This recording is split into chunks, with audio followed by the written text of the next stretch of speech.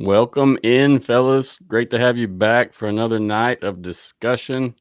It's been a crazy week last week. Had to really let things settle before I wanted to even touch any of the subject matter we're discussing tonight. But we'll get to that in a minute. First up, just want to say welcome to you both. I've had you on here numerous times. I feel like we're all friends here at this point. We've spoken numerous occasions in different, whether it be on air, off air, whatever. So I respect and appreciate you both for coming on tonight and look forward to your opinions. Thanks, Matthew, and it's good to see you again, Mike. Yeah, it's a pleasure to see you both and to be on. So looking forward to the discussion. Same. So if you're not familiar, we got Mark Nelson. He is the creator of XFL Board. He runs that site, does a lot of good writings and publications also. Check him out if you haven't. Then we have Michael Lathrop. He is the podcast host and creator for Player 54 podcast. Check him out as well if you haven't. If you watch the show, you're familiar with both of these names at this point, though. You have to be. So just wanted to give you guys a proper introduction once again. Thank you. Thanks. So we got some choppy stuff to talk about today. I know last week when things first dropped, I was not happy with it. It was disappointing. I did not feel like we got the answers we really wanted. We kind of just touched the surface of what was going on. So I guess what we're going to do first, let's discuss just kind of the recent LOIs and the signings. We don't have to get into detailed players, but I really just want to specify what it means when a player signs an LOI and when they actually sign to a team. So it seems like a lot of people are kind of interchanging these terms. So let's talk about that if you guys don't mind. Michael, I know you talked a little bit more when we first got on about the LOIs. I was wondering if you could share your opinion, such like you did earlier. It may not come across good, it's okay. Take it easy. The XFL faithful. So letter of intent is just that. It's a signing of a letter of intent. It is not a contract. It is not legally binding. So the way I look at it is essentially a way to keep the league in the media and giving fans something during this difficult and uncertain time. But these are not actual signings. I mean, it's no different than a college letter of intent, which we see players move in all the time to another university after they've already signed a letter of intent to attend another university. So that's Understood. in a nutshell. Yeah, very simple. Not nothing. I don't feel like that's negative in any way. It's just stating that the fact that these players, they aren't bound to this. They can do whatever they want still, correct? Yeah, I mean, to sign a letter of intent, they're pretty straightforward. They are as basic of a document, not even a full single sheet, right? There are no binding terms to it, no contract terms. So in order for a letter of intent to enter into that contract realm, there'd have to be what essentially are clauses and stipulations that are pretty clear cut in legal jargon. So there's no way it becomes like half a sheet of paper that you just sign my intent to play. It's nothing to just say it's a feel good piece of paper. That's all it is. Exactly. Just wanted to cover that quickly. Like I said, I gauge a lot of what I talk about sometimes off of what the fans are talking about on Facebook, Twitter, whatever. And I know this has kind of been an argument between some, and I don't really know why. I know Greg Parks, he wrote about this a couple of weeks ago, and I mean, we shared it and talked about it on the show also. But yeah, just wanted to make sure. Greg did. I mean, you have to think about from a player's point of view what the letter of intent means, especially for a young player, it's like a promise ring from a team. It's like, oh yeah, we're interested in you, but we haven't signed you, but we're interested. But with the letter of intent, you notice that they come from teams, right? So it's a little bit like they're interested in a player without drafting them, or they're interested in a player like they've now that player sort of belongs to that team. In other words, they're betrothed to that team. So if that team wants to sign them, they can sign them. But we haven't hit that level, that spot yet where they're going to actually sign anybody to the training camp, which would be what the player's looking for, is to be signed to come to training camp, right? Yes, sir.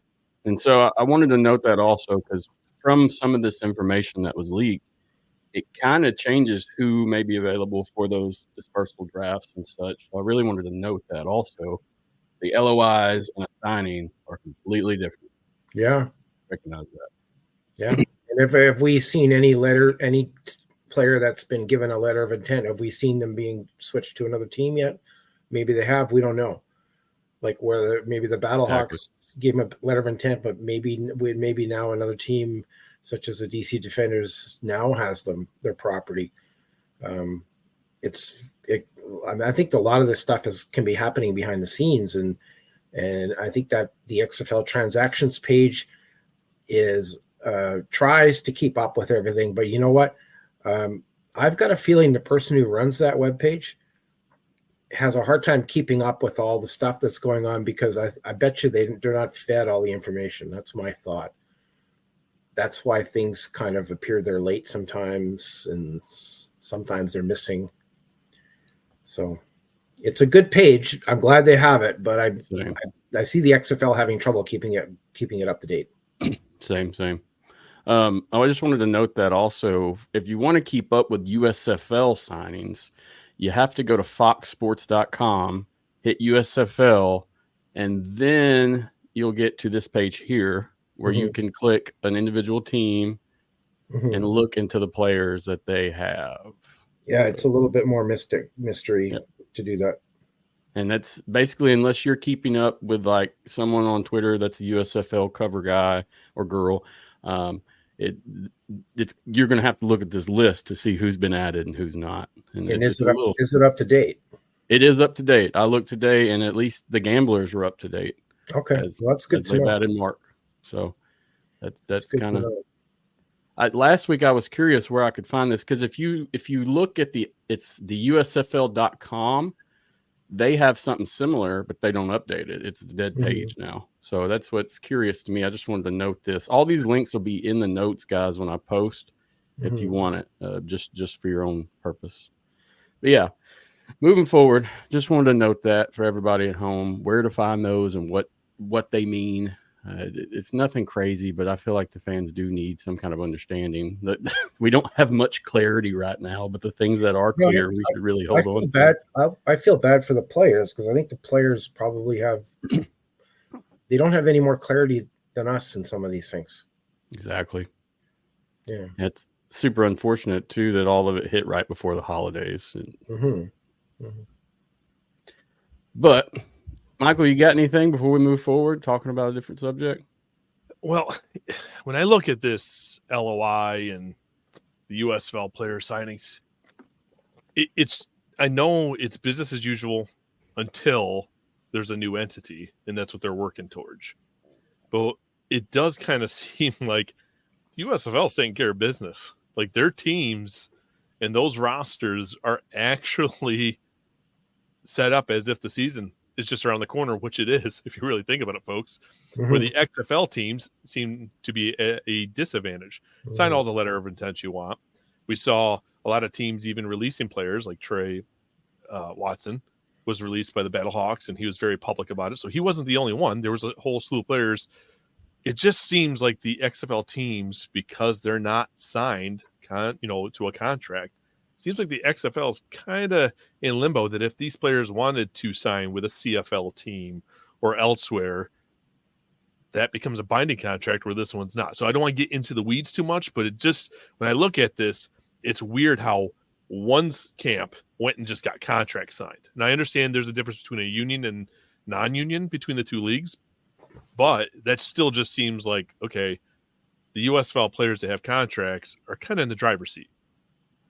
That's just the way it looks. It doesn't matter what team you're on, whether it's your team surviving or not. It just looks like those players are in the driver's seat. I just have to say that. Yeah, I agree with that. Yeah, it seems that way. Very much so. And then, you saw a few XFL players got released that were studs. And I mean, they were swooped up very quickly, re-signed to different teams within the XFL. Don't want to hit on that real hard, but just want to note it. Right.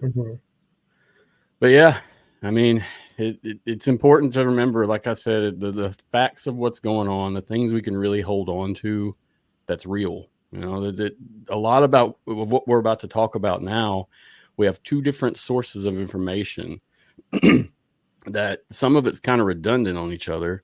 And as well as it just seems like it's coming from different parties when you read the messages or whatever you want, screenshots, whatever you want to call it. This information this past week was probably the first time I've legitimately been disappointed in XFL in general. I mean, it was a rough one for me personally. Oh. Even like preparing for this show, man, I spent so much time gathering every single piece of data so that we have it, just to have it. It's gathered. It's in one place where everyone can look. Are we ready to get dicey here, fellas? Yeah, bring it. Let's do it. All right. So last week, our first big rumor leak came out. What day? I believe it was Wednesday, if I remember correctly. The 20th, if I remember. That came from Scooby Wright, and he's a linebacker for the USFL. I'm going to pull this up. That was a fun one. Yeah, this one was real fun. And you know what? Was it real? Yes, it was real. Was it a snapshot of in time? Yes, it was a snapshot in time. But it was from the USFLPA. So, and as we already talked about, USFL has sort of got their ducks in a row on this. So that's probably, as far as I'm concerned, that's all real, and it's probably still valid. Yeah, it looks very real to me as well. My thing about it was initially I didn't want to run with the information immediately. You know, I personally, I felt like we should have given these leagues time to actually give us something concrete that we never got still. Yeah. Instead, we were met with more leaks to talk about. One thing I want to mention about this is if you go down into the comments, do you see Boogie Roberts down there? Yep. Yeah. Okay. That is a player rep from the union, from the USFLPA. So it's not just that a player is sharing something that he claims came from the USFLPA. There's a player rep in the comments not claiming it's BS. So well, and that goes to show you just what it is, right? How would that ever be BS? Like Boogie Roberts is going to put together something that's so official looking and say, yeah, let's fool everybody. Yeah, right. That's not going to happen. That's real. The only thing is it might not be valid anymore, but as I think it is valid. I think it's I don't think. Well, since we're on this subject, I mean, before we actually discussed information, what got me was how, I mean, immediately, I think it was posted, and within 20, 30 minutes, we got this tweet from him, Scooby. Let me zoom in. Yeah, he was messing around. Yeah. So, no, this is fake text. So, April Fool's, haha. So I'm sitting here like, what is this? Is this legit? You know, no, he's messing around. When your first name is Scooby, you get to mess around. That's yeah. Maybe he freaked out a little bit because he was getting a lot of attention. I don't know what he expected, but he was getting a lot of attention from that tweet, wasn't he? Oh yeah, no doubt. And a lot of people were asking him, "Is this real? Is this real?" And he was. So this is him saying, "Yeah, well." Well, how many times have we seen on the XFL front somebody put something out and it's deleted? Yeah. Because we know, and I can say this, the XFL is so much more tight-lipped and so much driven through even to get media access to players, coaches. It's all needs to go through the communications team. Yeah. Unless you somehow are, fortunate to somebody's just going to give you a pass and not squat. But I know a bunch of people have coordinated things directly, myself included, directly with players and people, coaches. And then in the last minute, the thing has been shut down because the league told them that they did not give a proper approval. And then the league's response in an email would tell me that it is something where we will have to coordinate this at a future date to make sure that it works for the player. And like, well, we have the time that was going to work for the player. It is set. But can't get the blessing. So that's a good topic too, Mike, because we've all seen it. In fact, Matthew saw that at least once that he told me about. I saw it a couple times, and like my little brain is saying, I wonder if they're going to switch staff in that when they merge. I mean, I wonder if there's a staffing shakeup in that area in media relations. I'm sort of hoping, but I mean, from my understanding, unless you're really plugged in the USFL, the XFL was a lot more media friendly in general. We had a lot more access to info, videos, pictures, whatever. But I didn't work with the USFL, so I can't speak definitely on that. Mm-hmm. Well, I have to just also share without going down. I remember when I got the cease and desist on where I had to change my show name. So Matthew, good for you for being able to stick it through and keep it as XFL Insider. But I'm just saying that's how strict the XFL has been. What's the deal with that? They went after you, but they didn't go after anyone else. Oh yeah, they did. Yeah, there's multiple shows that did switch because they received the same thing. I can't tell you if everyone followed through. I wasn't aware of that. It's called the XFL's bluff, but I know of at least 2 other shows that did switch their names. Yeah. And that happened during the 2020 season too, right, Michael? No. 2020 season, no. Gotcha. I heard one other person had been contacted, but I don't want to go down this world of speculation because I can't tell you for certain because I didn't run into that. This is a good clarification. 2020 season had the media relations people were at the head office were very friendly. Well, not friendly, but very amenable. And I was told specifically when I asked whether they were going to respect sites like XFL board, and they said yes, we're going to do that. And there was actually a conflict that I encountered in one of the teams. I won't mention any team names at this point in time. And I contacted the head office, and they said, we'll sort that out. And they did. It was sorted out. And the person that needed to get media access got it. And I'll tell you what the problem was. The problem was the writer for the team that was writing for XFL board was a 17-year-old high school student, journalism student, or going into journalism at university. They didn't want to accept that person with media rights. And I contacted the league and I said, listen, this is a young journalist. He wants to write about your league. Why don't you do it? And they said, yeah, we're going to do that. So they were very open. And I can't see that happening with this current XFL. No. What I'm speaking of too is that I don't want to talk about anybody, but I know for a fact that these people were told to change their name during that season. Okay, well, I believe that because I know Mike changed his name. So yeah, so I mean, that's why I don't want to talk about him or bring him up or make him look bad or anything. But I know I was told personally that they told him. But here's my thing too. It's like me when doing this, I don't make any money. I don't go bashing XFL or any other leagues. I'm here to present information. So I feel like that does make a difference in things, Not anyone in this chat right now is making any money off the XFL. I'm pretty sure of that because I know my situation as well. But I think what happened, I was having a think about this, Mike, after you changed your name, and I'm thinking, I think they're afraid of Mike's podcast taking away from their plan to monetize the content from the league. Not just they wanted to monetize the league play and the football side, but they wanted to monetize the content. The league did. And I think they were afraid of some confusion if there was other shows out there that were called XFL this and XFL that. And I think they were ridiculous, frankly. Yeah. Well, Mark, to add to that, I think a lot of that played, or a big factor that is tied to the Walt Disney Company's exclusive broadcasting in digital. If you go back and you read that press release, I don't know how much of it was really the XFL. Let's be honest, it could have been Walt Disney, ABC, ESPN. And it was in the contract, you think, right? Right.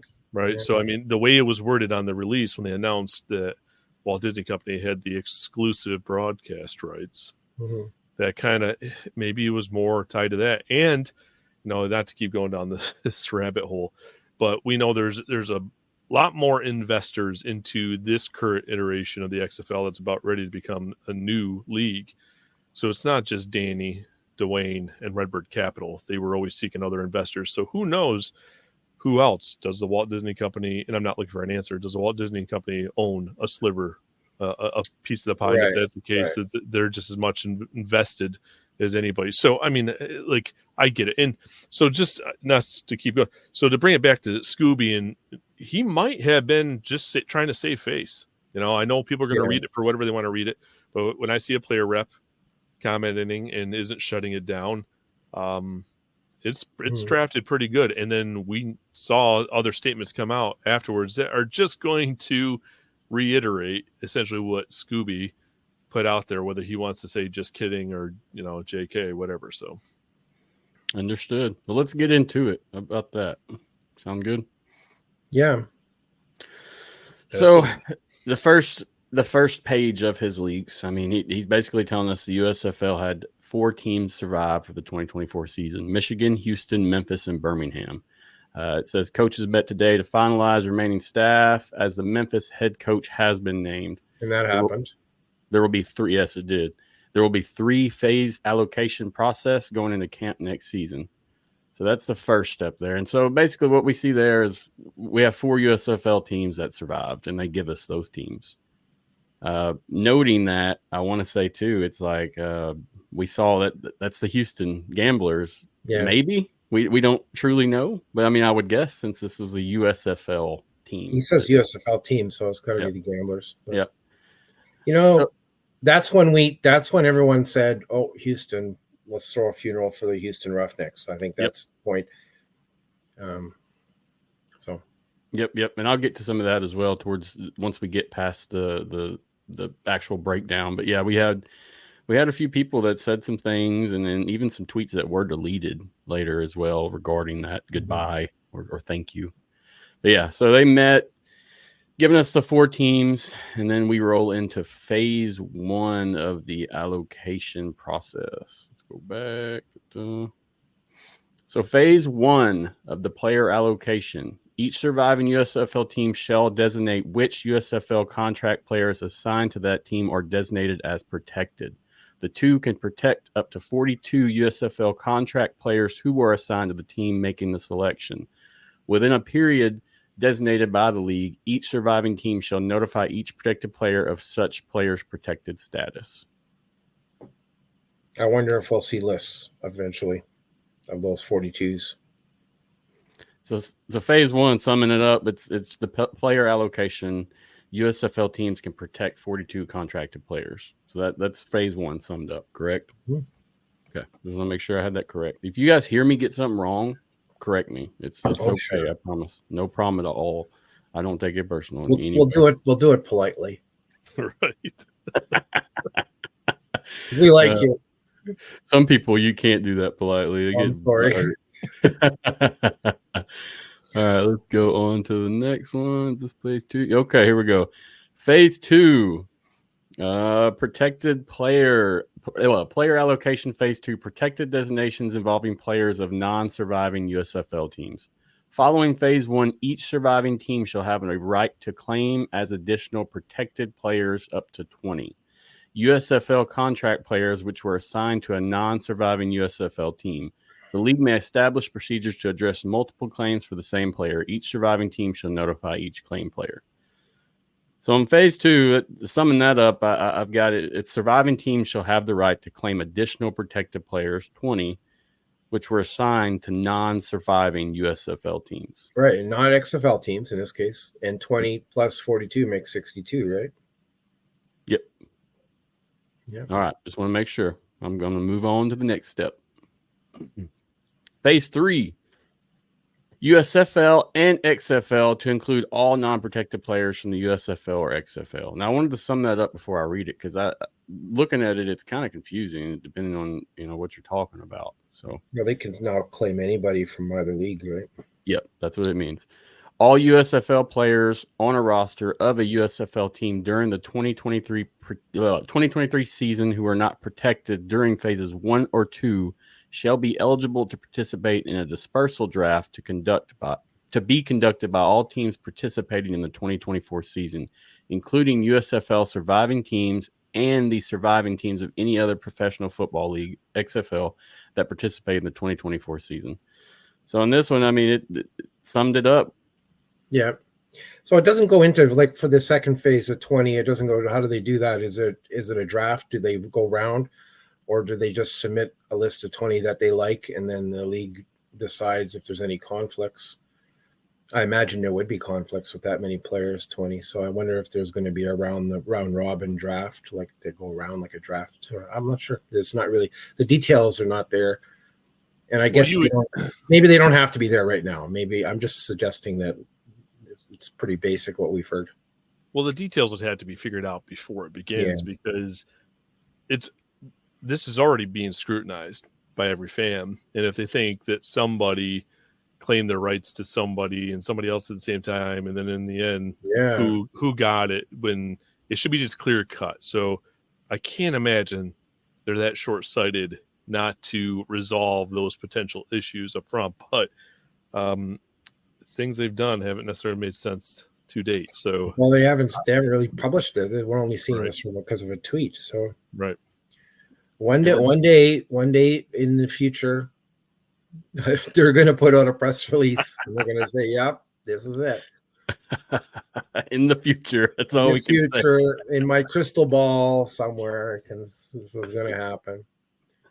To me, guys, I can't believe this is happening. Honestly, I look back at previous XFLs, and there was press releases between Christmas and New Year's in the past. Understood. When there was stuff to talk about. Yeah. I mean, but would we even know this if they wouldn't have leaked this info? We still would be sitting here arguing about which 8 teams made it and which didn't, or whether 8 teams made it or 12. Yeah. So that's the kicker to it. All right. Phase 3, dispersal draft phase. Non-contracted players who previously played in the USFL and any other professional football league whose teams participate in the 2024 season may be signed by the league prior to the dispersal draft for the purpose of participating in the dispersal draft. And there is a disclaimer. This FA free agent process is similar to how the USFL draft was conducted in 2022. Non-contracted players will have to sign prior to entering the draft. So that's why I really wanted to note the signings, because this is really going to affect who's on the team. Yeah. Let me see. Let me get this all summed. I got it summed up right here too. So phase 3, I have USFL and XFL to include all non-protected players from USFL or XFL in their draft. Yeah, that's the better one. There we go. You know what this all means is that we're going from 2 leagues. We're going from 16 teams down to 8 teams. These teams are going to be rich with players. Good for them. I mean, that's the good thing. Bad for players that want jobs. This is the worst. It's almost like one of these leagues folding. It is. It literally is. Half the players will lose their opportunities. Yep. And then from what we've seen from the PA stuff, it appears that pay will not change at all. It's going to be similar to what it was. Yeah. We'll get to that too following this. I don't know too much on that. I just want to present the information, like I said. Mm-hmm. But to sum this up again, I just want to say, so this is my proper summary. Sorry, guys. I got so much on this in the banners.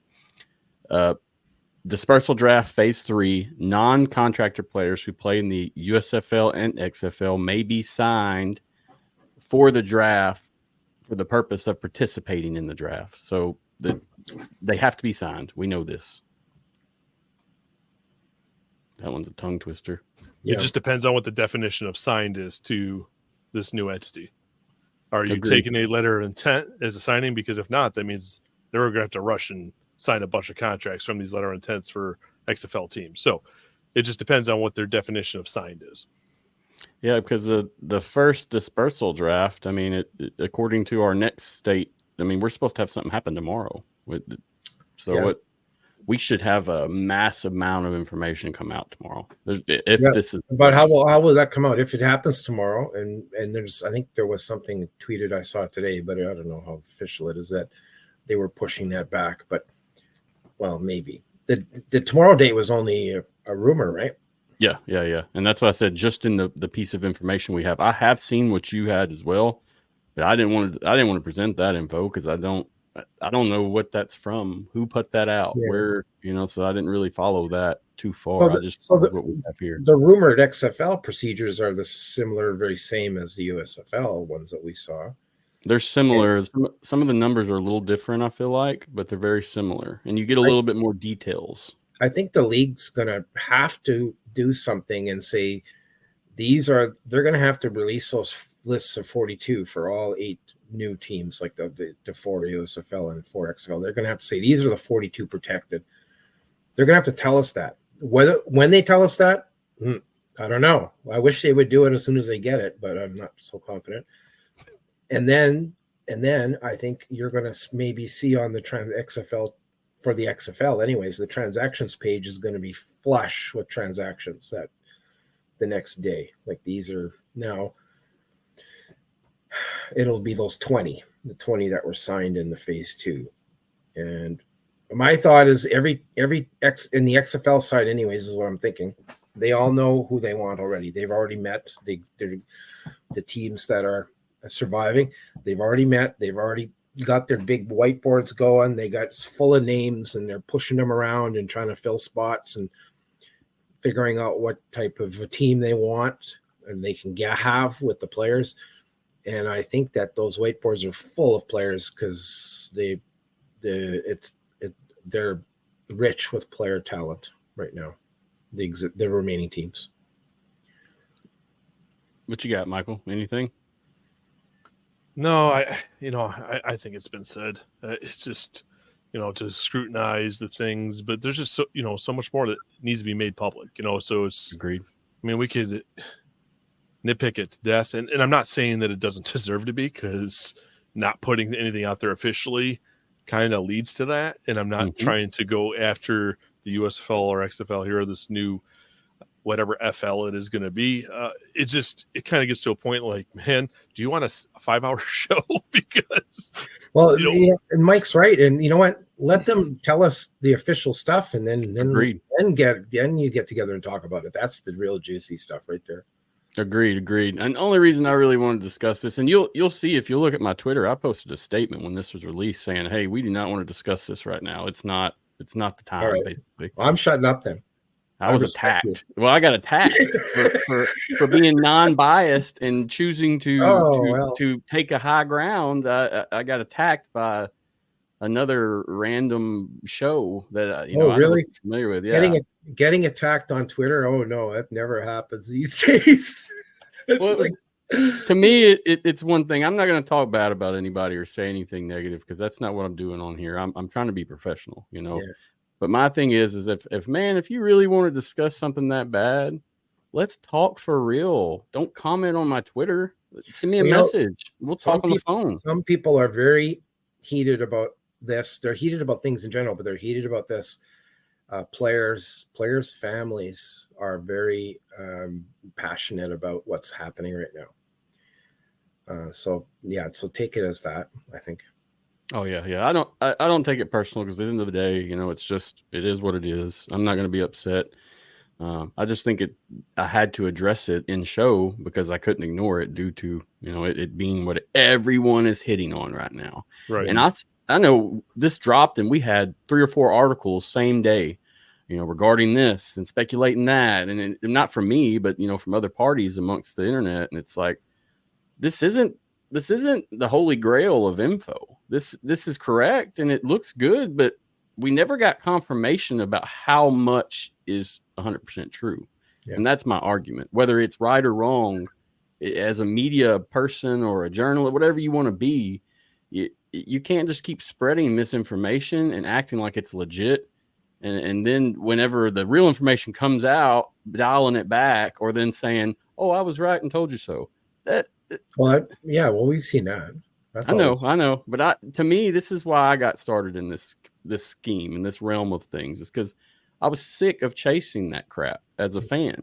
And it's a lot of that. Mm-hmm. And Mark, that's one of the reasons I found you and Michael, both of you guys, back when I started listening and researching, you kept it 100, you kept it legitimate, where I'm not sitting here looking at 8 projected cities for 2025 because of this. I mean, you're giving us real information, real topics, discussing real things that we were seeing. So I just wanted to note that because you said that. I mean, I really didn't want to talk about this until it was official, but here we are. Well, there's nothing wrong with the way that you are approaching it, right? We talk about being professional, and I think Mark would agree with me. It's one thing if you share per someone's report versus you claiming to know it as fact yourself and selling it as fact, right? Exactly. Sometimes I will pick and choose as to what I share in my round of developments on my show, but I do it like, okay, on this date from this person, this is what's reported. Okay. I'm not saying that it's fact. I'm just saying, okay, this is what somebody did. Now, I have to pick and choose what some of that is because some of it does seem completely from left field, right? It just doesn't make sense. And I'm like, okay, early on, it was easy to like, okay, well, this is the piece of information. Well, as it came out, that kept changing. So I totally understand where you're from, Matthew, and you're right, in my opinion, for approaching it because you still kind of have to talk about it because you're right. Everyone wants to talk about it. And you can't ignore it because then to some degree, you're not covering what is out there, especially when a player puts it out or players, unions. Like these are pretty in the know people when they actually know. So I don't think this is wrong to talk about it from this angle, from this perspective. Appreciate that. I mean, that's, you're welcome. That's my testament. And that's why, like I said, that's why I like discussing with you guys, even if we're not talking on the air or whatever, even having like an honest conversation. It's appreciated. So thank you both. Seriously. Likewise. Thank you. All right. So we got all that covered. We got phases 1, 2, and 3. It's pretty, it is what it is at this point. Now from this, I just want to ask before we move on, there wasn't any dates in this besides 2024 season, correct? From my judgment, I didn't see anything that noted this date, this date, this date. No. Correct. I did not see dates. Okay. Just wanted to clarify that because, now that we're going to head on to Jeff Badette, his piece, his leak, we're going to get some dates. We're going to get some actual numbers that are detailed. We're going to see things that are different. So I'm going to pop that up and then we'll go from there. So I want to note too that Jeff did delete this tweet.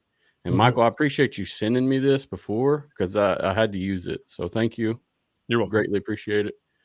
Let's see. I posted everything to the Facebook just so it's relevant. So if people want to see it after seeing the show or whatever, they can find it easily. Yeah, I saw it pop up in my Facebook and I said thanks because I was looking for it.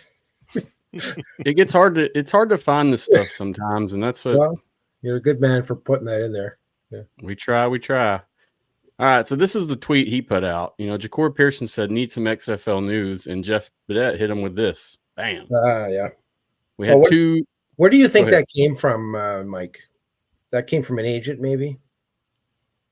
Oh, that could be. Who sent Jeff but I mean, here's the thing. If it came from an agent, how many people are in the know of all this information before there's an official? Right. That just seems like they're opening the doors to so many possible leaks, right? Yeah, and so you think we'd hear about it already from different sources if it was from an agent. But so who's it from? A coach, maybe? Or that could be. There's got to be something internal, right? There's got to come down to a point that players are asking.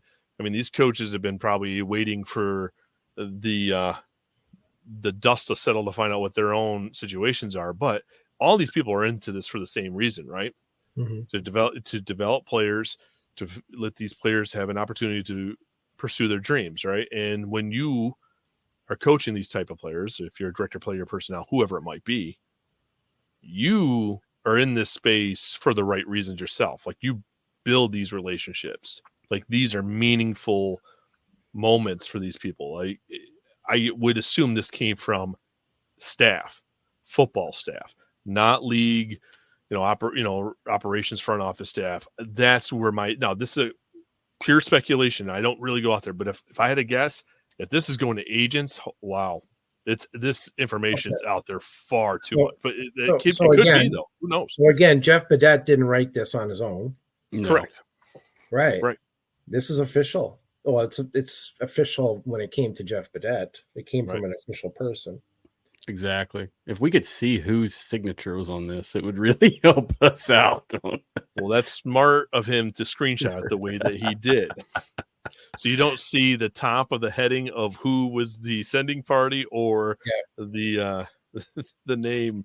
The Well, that would have been fun if he had. Yeah, that would have been totally fun. It would change the whole. It would have changed the game on this one. But I took this as being real, because I can't see this being made up. This is real. This looks very real. Yeah. The only thing about it that I looked at it, and I said, well, this is real, but when was it real? Is this old? Is this maybe a week old? Is it 2 weeks old? Is it fresh? Don't know. We don't know. Right. Yeah. And since Christmas and it's now the 26th of December, there may have been a meeting today where a bunch of this changed. So we don't know. We have no idea. Fair. Can I ask you guys both? I mean, I know you have some sources within the league, and I talk to people as well. I've got a few, and the guys that I know that I spoke with did not receive this. Do you know if any of your connections or sources received this email personally? No, that's why Mike's probably right. It probably came from a coach. So they only sent it out to the players underneath them. Like it came. Yeah, I had no confirmation from anybody. And even if that's the case, I don't think if they did send it or they were aware, I don't know if they would tell me. Yeah. Because there for a long time, they even admitted that things were very tight-lipped. Yeah. So if you had somebody willing to take a call, they would not talk in text or chat. You know, anytime I've ever had a conversation with a player offline about something, they've always had me promise that I wouldn't reveal who they were. Same. I take real pride in that. You know? With this XFL, with the 2020 XFL, I never saw it as much. In fact, I never saw it at all. I had a lot of players talk to me in that XFL. There wasn't some trouble. So, the other thing I thought of with this is that if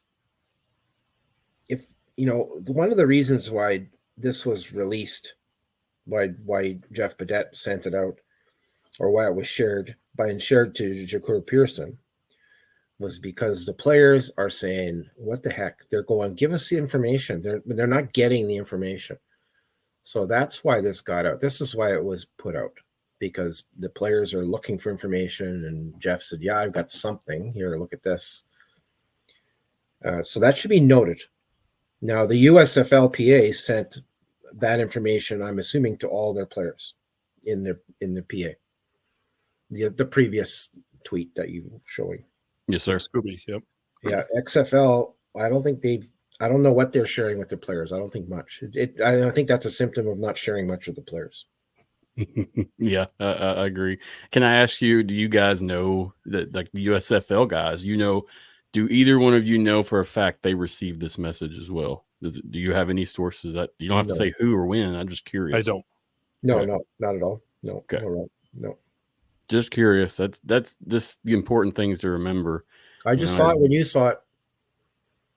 Understood. Yeah, this is the first time. I just saw it when you saw it, and I said, holy whatever. I won't repeat it because there's family on this podcast. So I don't know how much family, but all right. So what we got, basically, I took a few things out of this and that I thought was important. If you guys see anything that I get wrong or you want to highlight too, please just let me know. You're not going to hurt my feelings. I promise.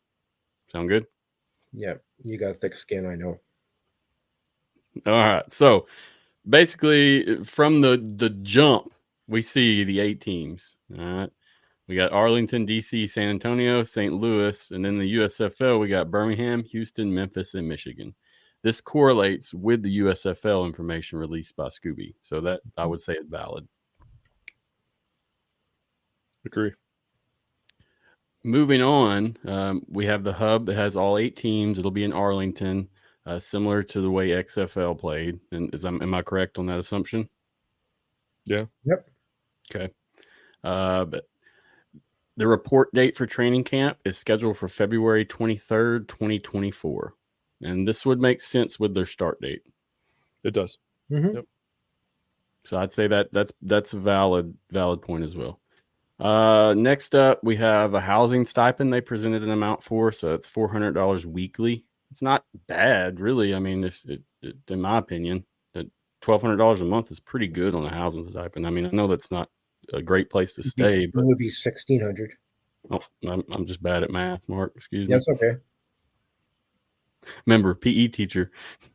Yeah, run laps, climb the rope. Okay, I'll be in the office smoking. I know weight That's my numbers. PE teacher from my school days. 45 times 4. That's my type of stuff. All right. So next up, let's go to game day pay. That's looking at an inactive player salary of $2,500 per game day play, and then active is $5,350. Mm-hmm. This coincides with what they were paid last year and is the same. Am I correct in that assumption? Well, I'm not sure about that. Maybe Mike knows exactly. Yeah. See, I didn't know either. I just want to throw it out. I don't It's have very that number off close. the top of my head. It's got to be. If it's not spot on, it's darn close. Okay. But they received a bonus for winning the XFL last year. They did, correct. So that would be the only omission here, unless that's no longer going to be included. But you would think, why would you take away that incentive? Yeah, because certain teams, they made a good extra bonus off of that. Mm-hmm. That was part of the deal, yeah. All right, so that's the details of numbers and dates and teams. But next up, we're going to run into the draft information. Now, some of this is similar to the USFL, if not the same, but some of the numbers are different. But there's dates.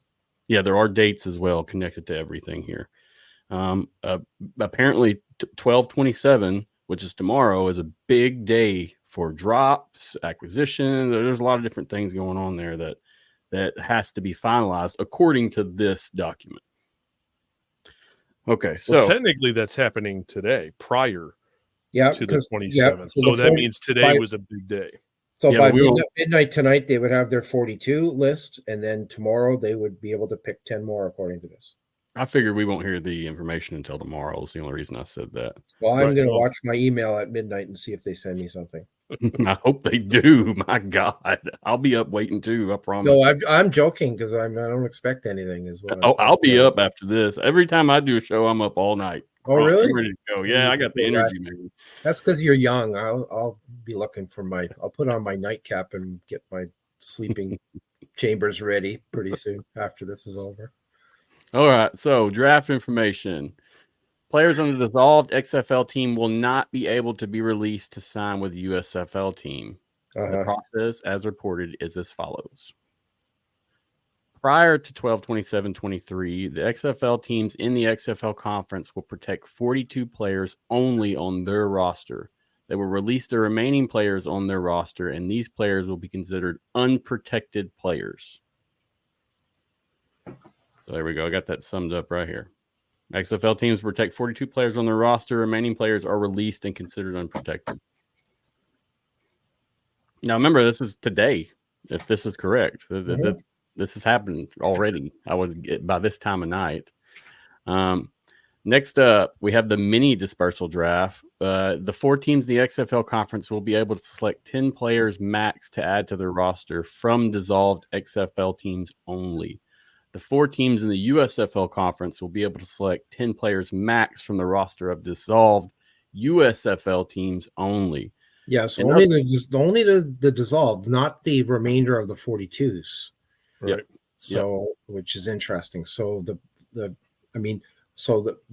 team, an XFL team, is protecting 42 players. They're not protecting the remainder, but the remainders cannot be picked by the other rosters. So are they protected? I mean, it feels like they're definitely trying to not shift the power there. Yeah. They don't want one team to max out. And looking at some of these signings, I think some of these teams have already done that, in my opinion. And the other thing is maybe what they want to make sure that is that the dissolved teams, those players get a fair shot at getting picked by other rosters and getting a job. Yep. So I was just checking the comments. Sorry, guys, I haven't been running the comments tonight. There's just so much information. I'm really trying to have it locked in and say things correctly so we don't look stupid. So that's my thing. If you're asking a question in the comments, I'm highlighting it, and I will get to you at the end, I promise, once we're done with the conversation. All right, so in the last paragraph of this, or the last few sentences, in other words, there will be roughly more than 260 players from the XFL teams to choose 40 players total to add to their roster on 12/27/23. After this draft date, there will be 220 players remaining that will be rolled over to the super dispersal draft. So this is the mini dispersal draft. So don't get it confused now. It's different. 10 XFL unprotected players may be added to XFL teams. USFL teams may also add 10 players from dissolved USFL teams. Is that statement correct, fellas? Mm-hmm. Okay. Just want to make sure. Yeah. So, it sounds to me like this was all worked out. And I think Mike pointed that out, that it seems like they've figured all this out. They've discussed all this and they figured it all out. Well, I want to go back to the very beginning. I know you're picking out the things that made sense or jumped out at you right from the get-go. Yeah, go ahead. But right there, number one, the new league may be created by the beginning of January 24th. Well, that really has to be done before this draft process. What do you call them? Mini, super, protecting players, not unprotected players. The groundwork, that foundation has to be set before this even happens. It just has to be. I mean, so what does that mean, though? Whether they announce it is a different thing. But if you are starting this whole process, you've got it figured out. It has to be. And, doesn't mean we have the answers. I mean, what that is. This appears to be what the answers are. But what does it mean? What does it mean when they say the new league? They mean they're going to announce that the league is now called something else? Well, it appears that there are two conferences, the XFL conference and the USFL conference. Now, is this essentially the way of calling it the AFC and NFC of the National Football League?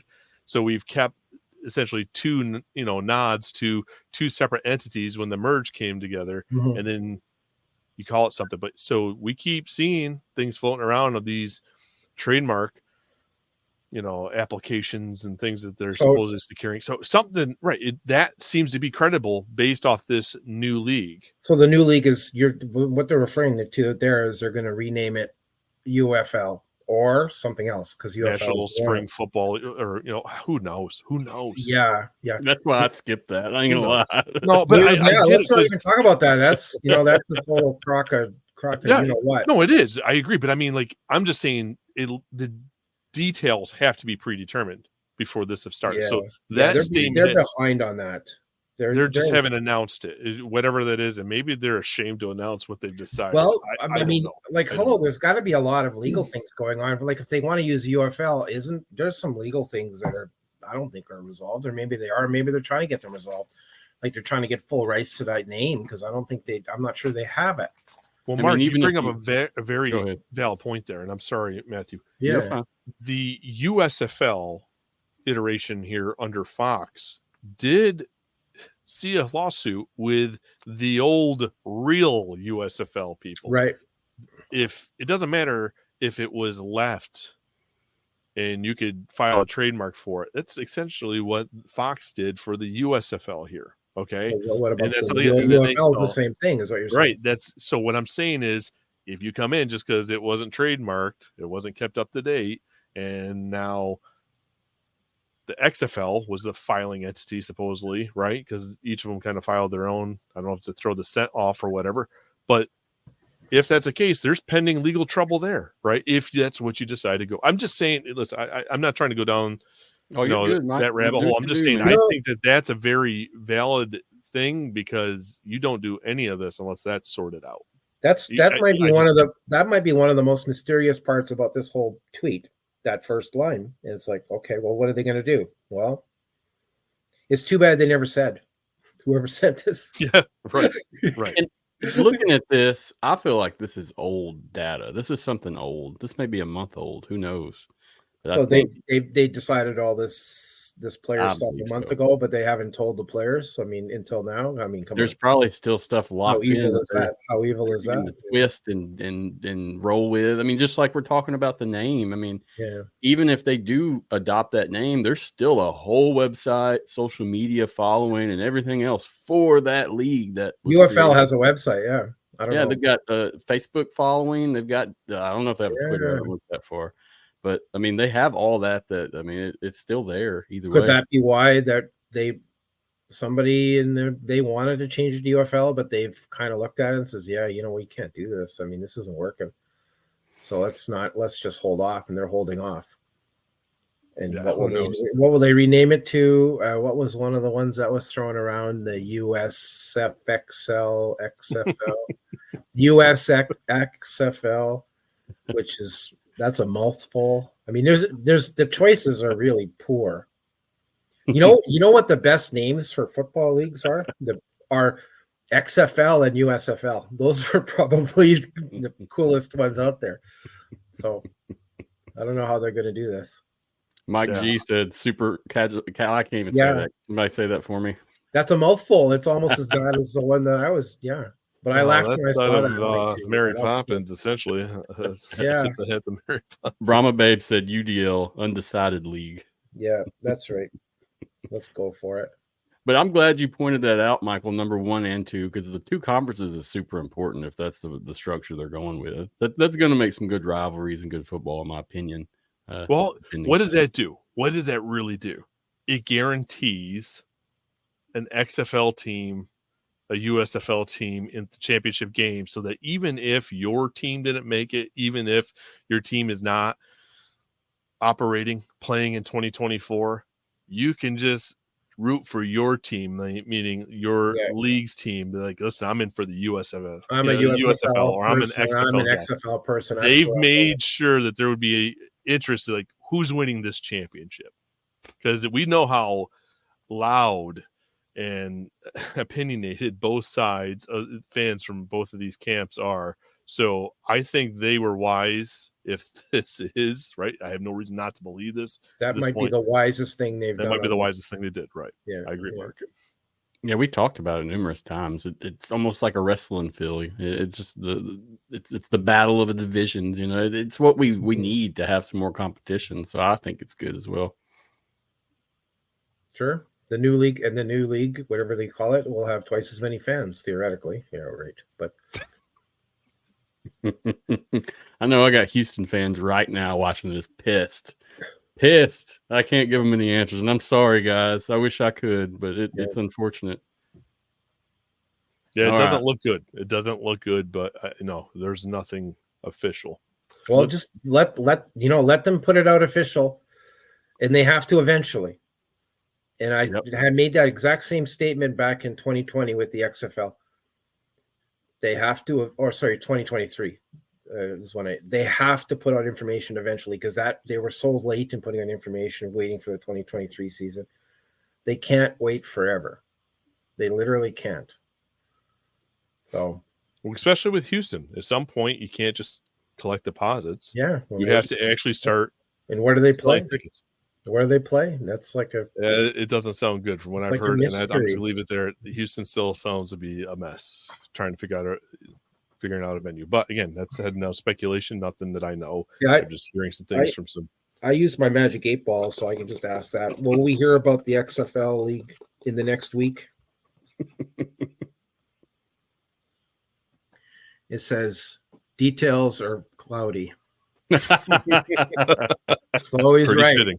It's always pretty fitting. That is correct, sir. Smart magic 8 ball. All the way up from Canada. It's the Canada magic 8 ball. It's they're a little different up here. They don't work that good over here. All right, so let's move back on. The last few sentences of this, and this is what I wanted to ask you guys about either. In other words, there will be roughly more than 260 players for the XFL team to choose 40 players total to add to their roster on 12/27/23. After this draft date, there will be 220 players remaining that will be rolled over to the super dispersal draft. And those are just XFL players. That's what I wanted to clarify. That is just XFL players, correct? I believe the way the math is, I believe that's what it is. Yeah. Okay, that's what I thought as well, but I didn't want to say that without That's discussion. 4 teams. Yeah. Yep. Yep. All right. So that's pretty basic. I mean, we got the mini dispersal draft. We've already talked about it, yada yada. Let's move on to the super dispersal draft. It's got a dramatic name. both the XFL and the USFL, and now this takes place on January 15th, 24, according to this. Both the XFL and USFL will have a dispersal draft consisting of players from both the XFL and USFL dissolved teams and players who were released by the XFL and the USFL teams prior to 12/27/23, the unprotected players. On this date, the USFL and XFL teams will draft 23 players to complete the training camp roster. So this is what we were talking about earlier. That in reading this text above, it seemed like the mini draft and the super draft were kind of put into one, from my opinion. Here you actually get dates, you get a detailed description of what each one means and who's in it. But yeah, there's a couple things I'm going to ask you guys about once we get done discussing. But I mean, what do you think of this information?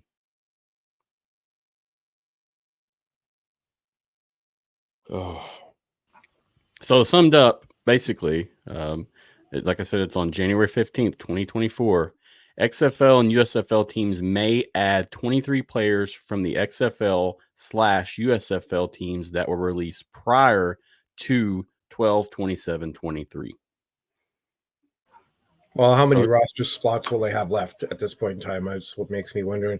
There's nothing on here that says what their roster size will be going into training camp. Well, that must be where we have to do the addition. So if you're allowed to draft up to 23, right, you start adding, go to each one of these drafts. You're starting off with 42 players, and then you're allowed to, you start doing the math. I think that's telling you what your training camp roster is. So 42 plus 20 plus 23. So that's 83. Right. So I'm just saying, you keep doing 85. What I find interesting is that this does not factor in anybody. Yeah. From the National Football League, right? Once the season is wrapped up, and they're looking at those guys. I mean, there's players coming out of there that they're going to. That's where the XFL was focused big time. I know they had their draft in November in 2022, in the lead up to 2023, but they made it very clear they had a close eye on all those guys who were going to practice squad guys that weren't going to be signing features deals and stuff like that. So.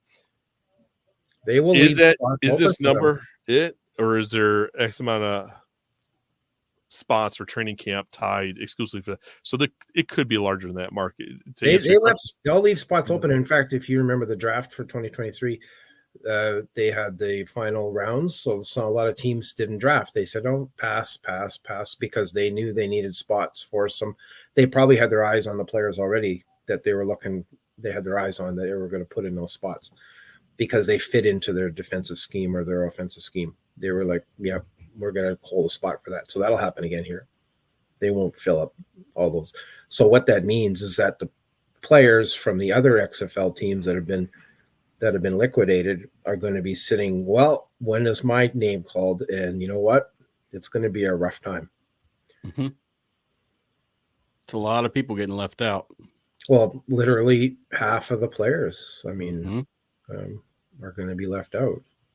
I mean, if you're cutting it by 50, it makes sense, though, on that note. And that's the whole kicker of this is, we can deal with that information, but it's kind of tough when you have teams that still don't know if they're going to stay or not. I mean, we know now. We have writing on the wall, but, these actual players and people that are working this stuff, man, I can't imagine worrying about this, especially in the holidays. Yeah, and Houston, some of the Houston coaches tweeted and they said goodbye. They said it's been a pleasure working for Houston.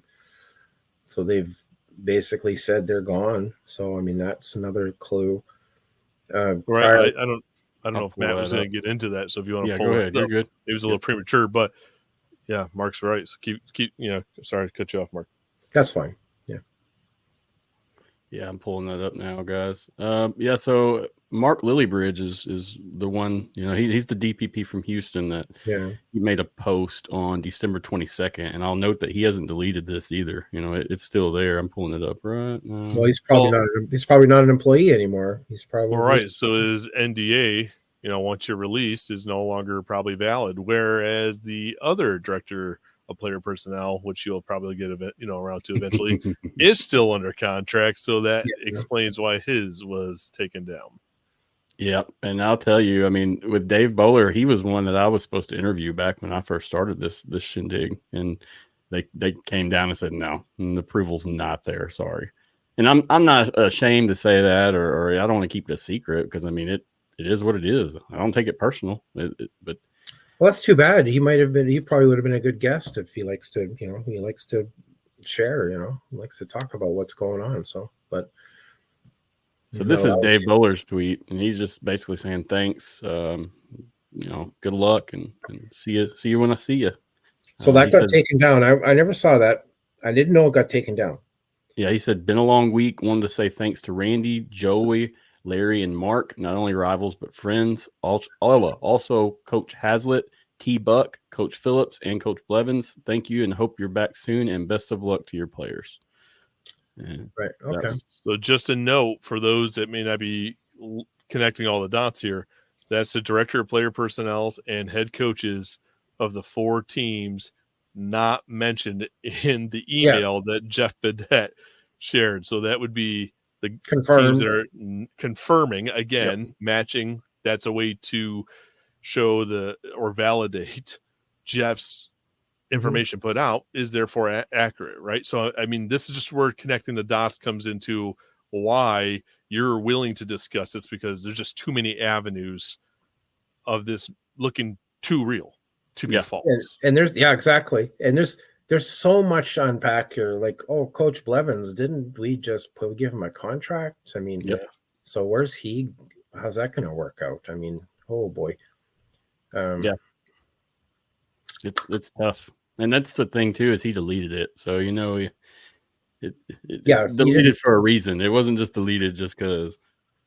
Yeah. He posted that on Christmas Eve, did he not? Yeah, I believe so. That's a smart time to do it. Like, hey, no one's going to notice this one. It was gone. It was gone yesterday. I was looking for it. It lasted through Christmas. But on Bridges' tweet, you could tell he's look at this. If guys at home look at this tweet, tell me this guy, he's leaving his position. You have to recognize this. Regardless of what goes on. Yeah. Well, all the best. That's a farewell. That is without coming out and just saying, hey, we're not part of this. This is farewell. Where Bowlers, maybe it doesn't say goodbye, but read it really closely. It's not just a thank you. I appreciated working with you. You got to read between the lines. It is essentially worded as a farewell without saying farewell as well, because the best of luck to you coaches and your players. I'm laughing because he's wording it in a way, but it still got him in trouble. Yeah. Yeah. You can take a lot from that. Right. Well, God love the XFL. They're so wonderful. And one of the, maybe this is a little off track, but I'm going to throw it out there because it seems to be a good time. Well, somebody contacted me and says, why are they giving letters of intent for teams that are not going to be playing? And I just received, there's more letters of intent out this evening just now, and there's some from Seattle. So somebody was asking me that. Why would they do that? And I'm like, I don't know. Maybe because they promised those players they would get a letter of intent. And in all these draft plans and dispersal, what about the letter of intent players? Where do they fit into that? Well, it kind of comes back to that signed thing, right? When they talk about signed players, is that enough to get you into this mini dispersal draft, the super dispersal draft? Right. If that's all it took, it keeps these players that essentially waited, on their commitment after getting drafted as rookies or re-signing these letter of intents, hoping to play with an XFL team because they had previously played, right? Because they had a 1-year deal, and maybe it was just in good faith being like, hey, listen, we're going to guarantee you still have your shot. So Right, your name is still in this pool. So that's where it comes back to that signed. It just, what is their definition of signed for this draft? It isn't a signed contract if it's if it's a letter of intent players, but they've signed something, so therefore they end up in this pool. I could see it having, it's a little bit more of a slippery slope than just an actual signed contract. But that's just how I could see it playing out. You could be very right. In fact, I think maybe you're right. But I implore the XFL to put out a press release and clarify all of that. And not for me, but for the players, especially the players and their families. Because trust me, when you have an XFL website, the families contact you and ask you questions. They want to know. I mean, they're invested in this. Their young sons are working on a professional football opportunity, and they are totally all in, like any family is, right? So XFL, the ball's in your court. Get it out there. Clarify everything, please. Yes, please, because people are just running with this information, and including it's us. almost sickening at this point. If you're a fan and you love this stuff, I'm not gonna lie, guys, I'm wore out from it. It's not fun. It's not a good time. I'm gonna read Mark Lillybridge's statement real quick, just for the audio people.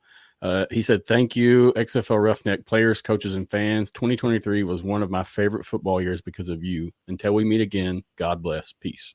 So short and sweet, and he included a bunch of pictures there it's kind of sappy, but I mean, I spoke with him on occasions in person when I was covering, and I seen him in action. Dude really loved his job. I can say that confidently.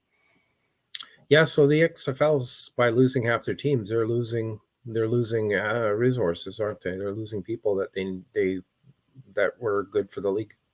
Yeah, he was Houston Roughnecks for sure. Yeah. He didn't work there. He was the Houston Roughnecks. So God bless you, Mark. I hope you have a good career and find you somewhere else that will utilize you. And we'll see you again.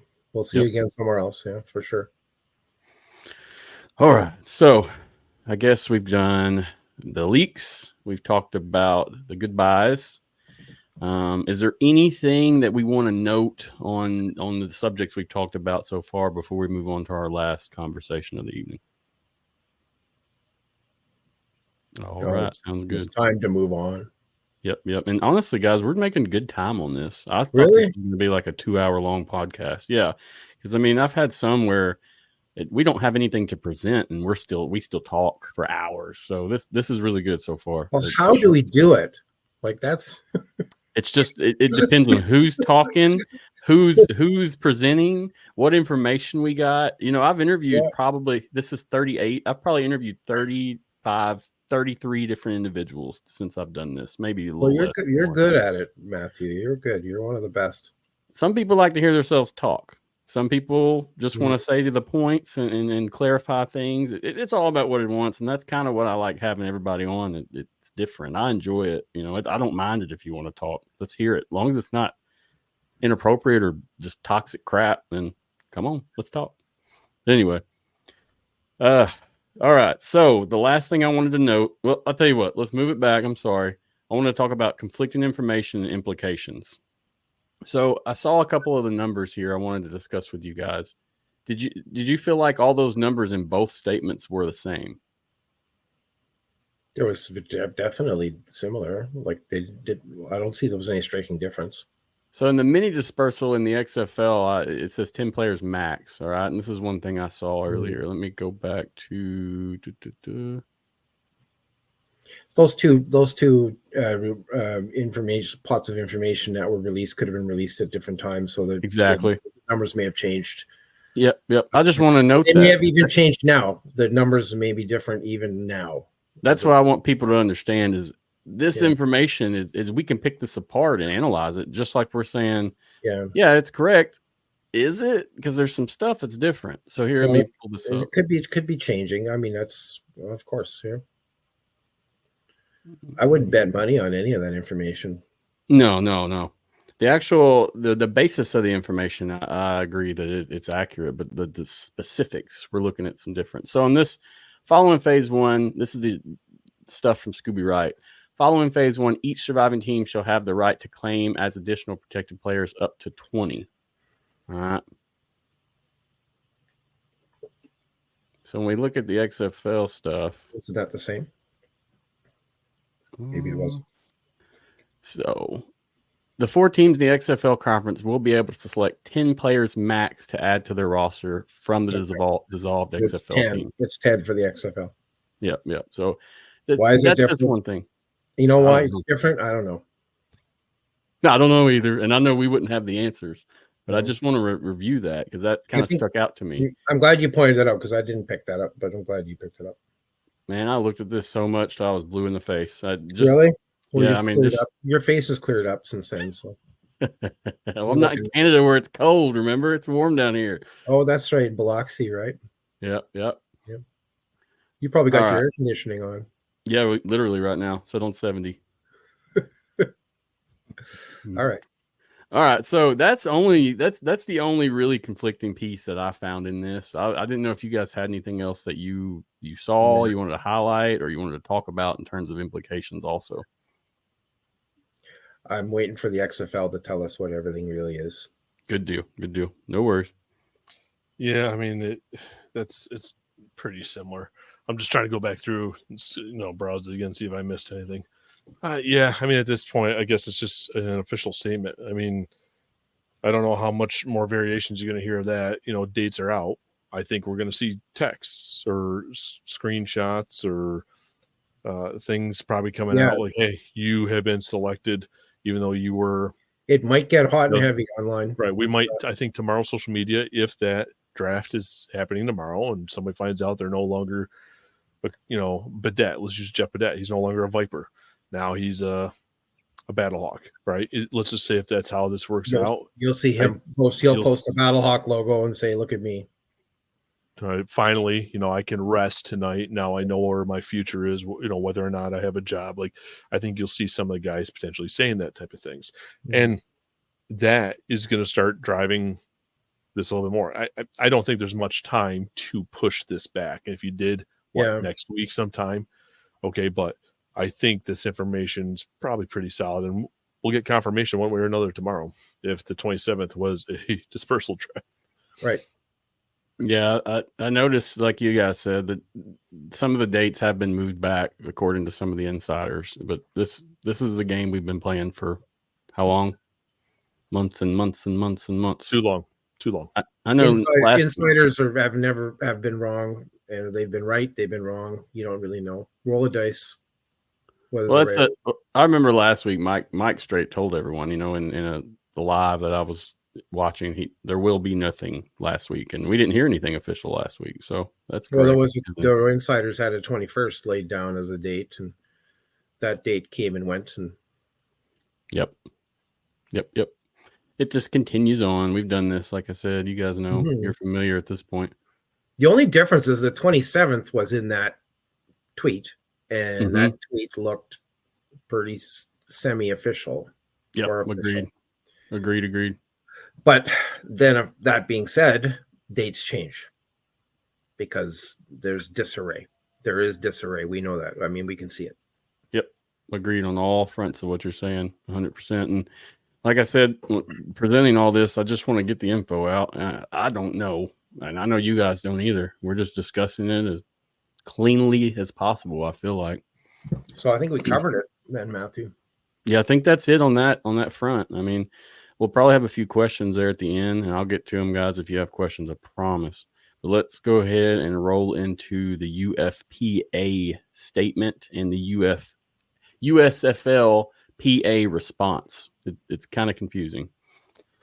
So we saw that the UFPA, which it was addressed by Kenneth Farrow and Nick Temple as president and vice president, they released a statement, and I really don't want to read this whole thing. I really don't. Well, just summarize it. Yeah, you can put it up on the screen and just let people read it for themselves. Yeah, just summarize it because it's a lot. It's a lot there. Well, I honestly, I didn't analyze this too much, guys. I was worried about the info that we just talked about. That was kind of what I was worried about front and center. I'm not a union guy. I'm not familiar with how things work with a union. So I don't truly know what the heck is going on with all this stuff. I just know the unfortunately, not a lot of people know what's going on because it's union stuff. And yeah, it's like, okay. Yep. Did you ever see the video that UFPA put out yesterday where Kenneth Farrow told us he did a video? He explained the whole thing, the whole story, and it's actually quite telling. And how the UFPA started and why they started, and they started to protect players when there was no unions, and they were involved with setting up the USFLPA in a roundabout way because they got the steel workers involved, but then they lost control of they were pushed out because they had set up a players association, so they were not needed anymore. So that's basically where we're at. They're not needed, but they still have something to say about what's going on.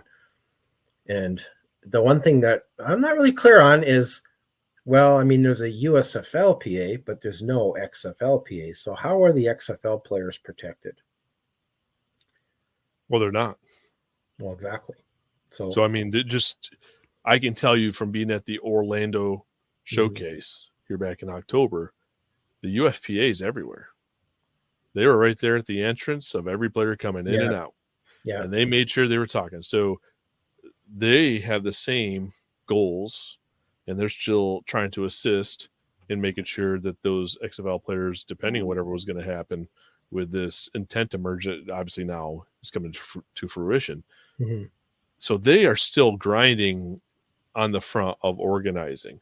Now, what happens with a merged league? Okay, because now you have right to work states, that have certain laws on the books, or you can't force people to potentially join. So this could be very interesting because half the league's going to come with representation, the other half isn't unionized. So I don't know how you can essentially force that, especially seeing that Texas is a right to work state, and that's where your hub is, and where it looks like you're going to have 3 franchises. So I know that's not necessarily where Matthew probably wanted to go with this conversation, but it is very interesting. This is a big, interesting piece.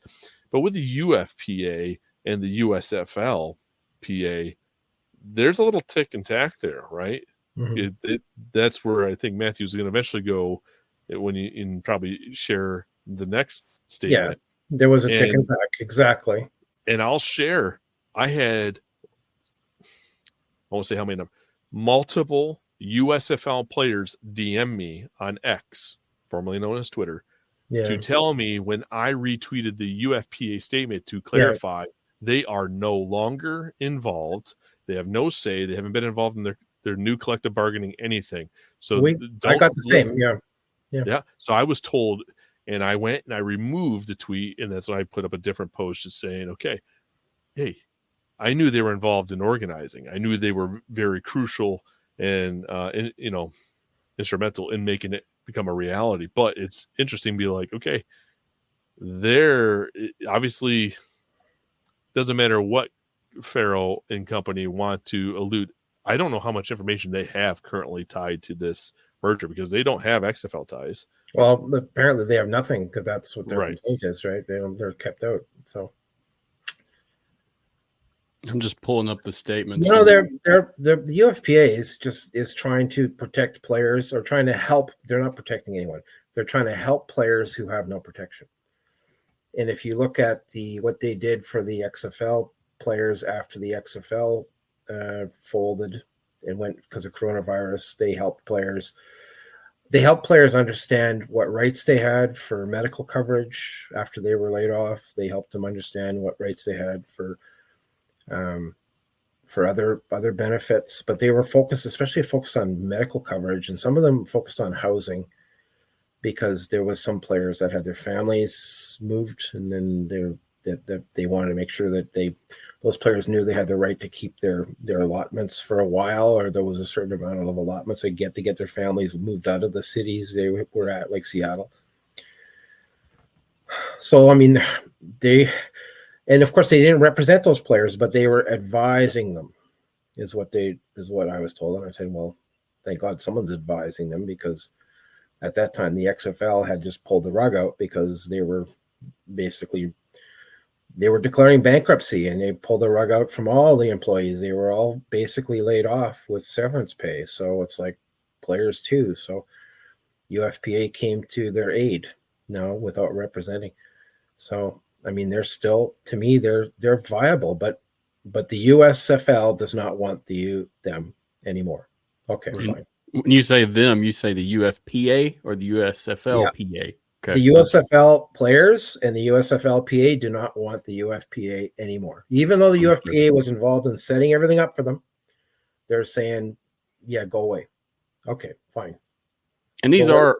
The XFL is still... Those players are unrepresented, so... Well, like every player that has posted, or every person that's posted about this, that Kenneth Farrell, Devin Gray, all these guys, they're all players, true, correct? Or were former players, recent, from my research. Kevin Farrell and Temple were players. Kevin Farrell was AAF and XFL. Temple was AAF. They were both CFL as well. Gotcha. So, yeah, I was just curious. Yeah. I don't want to get too much into it. What I've been telling people is drama. Those guys have been around all these leagues, and if you look at Farrell, he was involved in 2 leagues that closed on him. So I mean, he has a lot of experience on that case. I don't know why I'm laughing, because it ain't funny, but that's right. He's the guy. And I implore anyone that's wondering about that guy and say, what is his motivation? Watch his video. It's on UFPA. There's a good video he put out yesterday, and he's very honest, and he tells the whole story. And if you want to hear about a football player that cares about players, that's the guy. He's one of them. Yep. Just wanted to note that, so that, guys, it is what it is. Follow for yourself. Check it out. Just do your research. I don't personally want to say what's right or wrong, but I think, Mark, you broke it down enough to make it where everyone understands. Well, I hope so.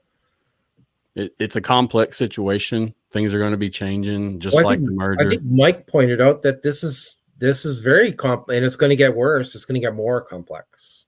Yep. It's going to get dirty once the official details drop on the ground.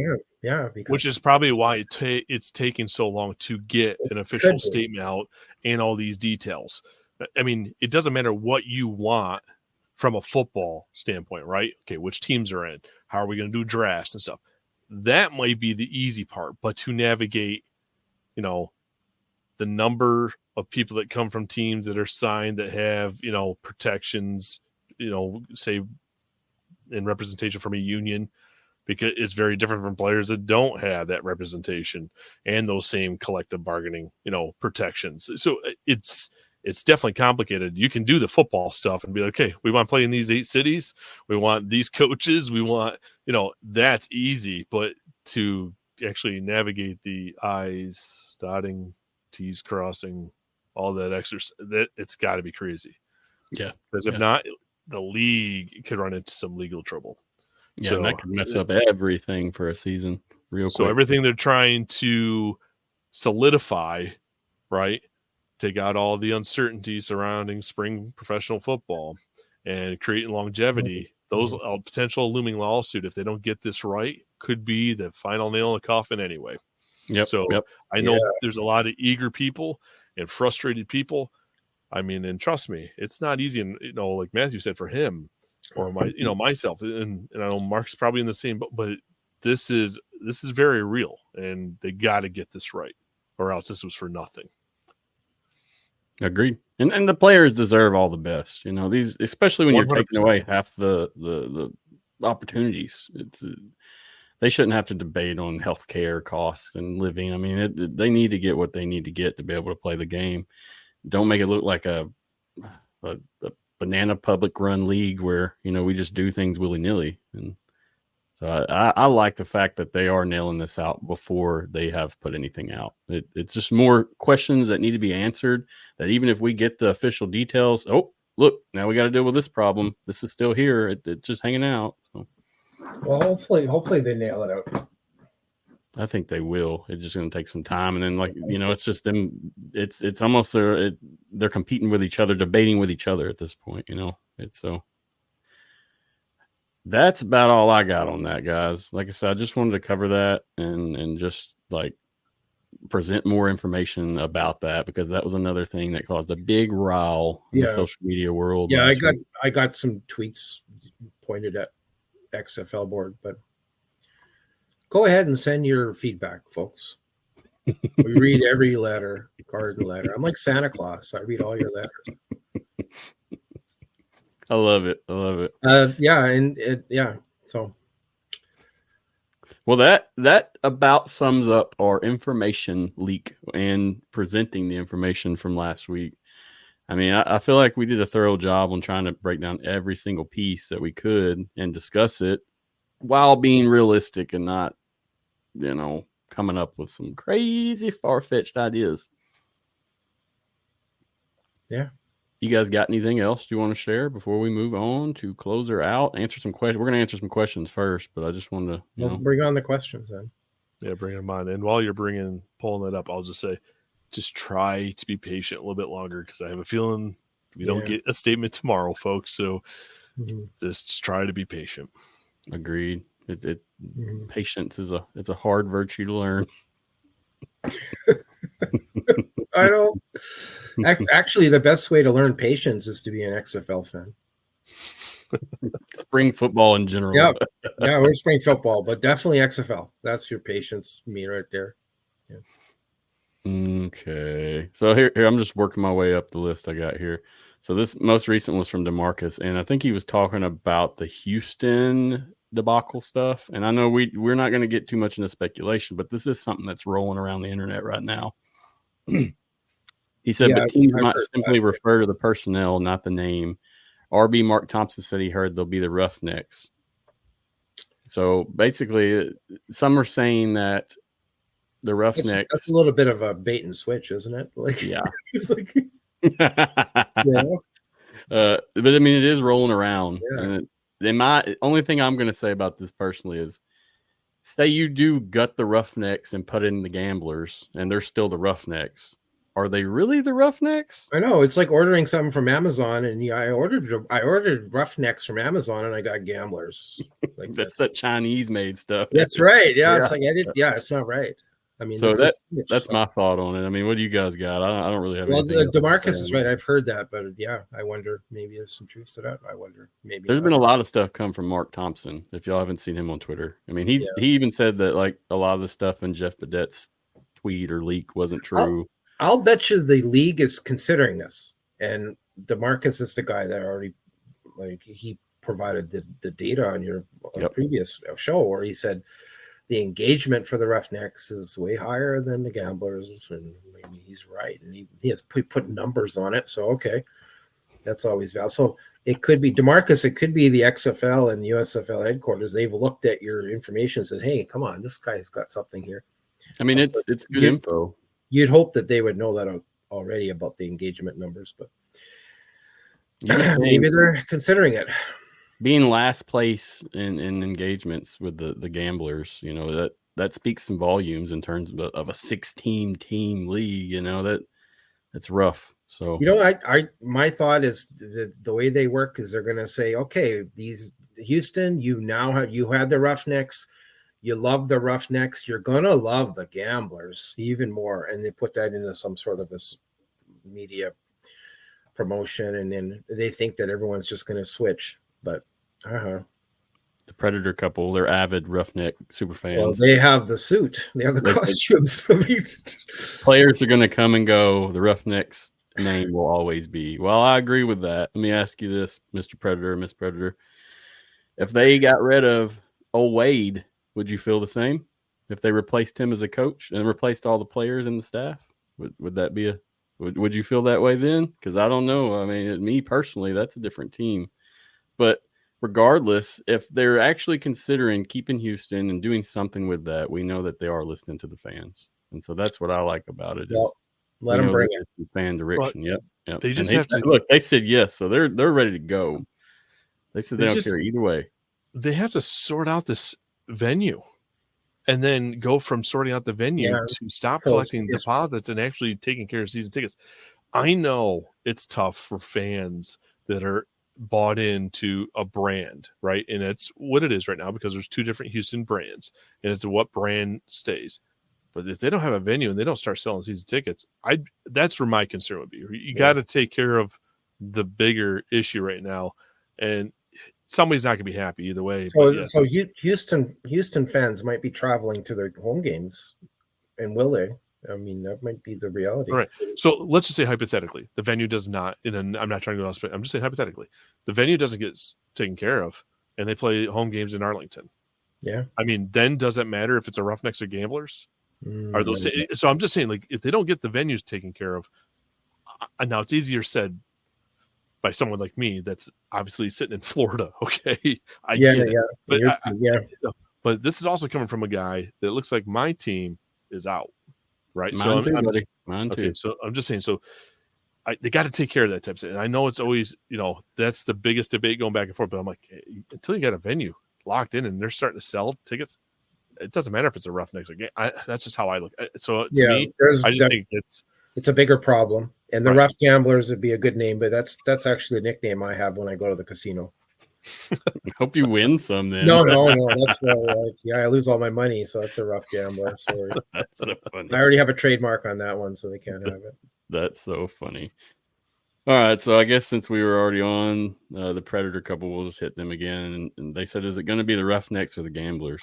I mean, I'm not going to speak on this any more than I have, but I've shown you what I think, and I've presented my evidence for the past two shows of what's happening.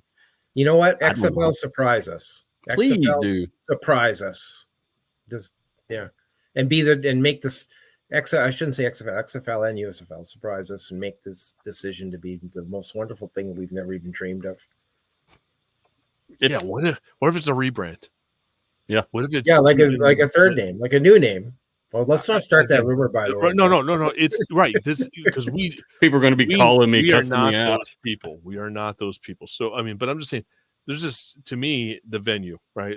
And I don't want to keep beating that dead horse, but it's just I know everyone has every right to feel the way they do when it comes to the team they want it to be. So I'm just going to leave it that way. Understood. You know what, Roughneck fans, I'm all behind you. Should be Roughnecks, but that's might not happen. Yeah, I mean, I'm not gonna lie. That's why I was telling you I was kind of salty about it. And Michael, you're in the same boat. I mean, that's your team potentially gone like mine. I mean, I've really had to stand on the outside of this and stop being a fan. I've really had to pursue this as 100% media, just because to keep it where I am being productive. We're getting. Instead of trying to argue to keep my team, let's just keep on rolling. But I'm the same as you, but I don't mind being salty about it. And when I saw that when you had DeMarcus on and I watched that show, I was like, yeah, that right there, that's it. But no, I mean, DeMarcus was right. Yeah, agreed. And I hope he's happy by me hearing people say that he's validated, because he was right.